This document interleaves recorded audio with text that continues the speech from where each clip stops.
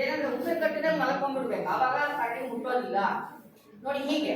ಆಮೇಲೆ ಆನೆ ಕೈ ಸಿಕ್ಕಾಕೊಂಡ್ರೆ ಯಾವ ಗಾಳಿ ಯಾವ ದಿಕ್ಕಿಗೆ ಬೀಸುತ್ತೋ ಅದ್ರ ವಿರುದ್ಧವಾಗಿ ನಾವು ಹೋದ್ರೆ ನಮ್ಮ ವಾಸನೆ ಅದಕ್ಕೆ ಗೊತ್ತಾಗುತ್ತೆ. ನಾವು ಅದೇ ದಿಕ್ಕಿಗೆ ಹೋಗ್ಬೇಕು. ಅಂದ್ರೆ ನಮ್ಮಿಂದ ನಮ್ಮ ಮೇಲೆ ಹರಿದಿರೋ ಗಾಳಿ ಅದಕ್ಕೆ ಗೊತ್ತಾಗಬಾರ್ದು ಮನುಷ್ಯರಿದ್ದಾರೆ ಅಂತ. ಪ್ರಾಣಿಗಳು ಬಹಳ ಸೆನ್ಸಿಟಿವ್. ಇದೆಲ್ಲ ವಿಷಯ ನಮ್ಗೆ ಯಾವ ಪಠ್ಯದಲ್ಲೂ ಇಲ್ಲ. ಅದಕ್ಕೋಸ್ಕರ ಇಂತಹ ಪ್ರಬಂಧಗಳನ್ನ ಓದಿದಾಗ ನಮ್ಗೆ ಕಾಡಿನ ದಾರಿಯಲ್ಲಿ ಆಗಬಹುದಾದ ಅನಾನುಕೂಲತೆಗಳು, ಅದರಿಂದ ಹೇಗೆ ಹೊರಬರಬಹುದು ಅನ್ನೋದೊಂದು ಅವರ ಅನುಭವ ಏನು ನಾವಿಲ್ಲೇ ಕುತ್ಕೊಂಡು ತಿಳ್ಕೊಳ್ಬಹುದು. ಅದಕ್ಕೆ ನೀವು ಮಾಡ್ಬೇಕಾದ್ರೆ ಏನು ಇಲ್ಲ, ಸ್ವಲ್ಪ ನಿಮ್ಮ ಟೈಮ್ ಅಂತ ಕೊಡ್ಬೇಕು ಅಷ್ಟೇ.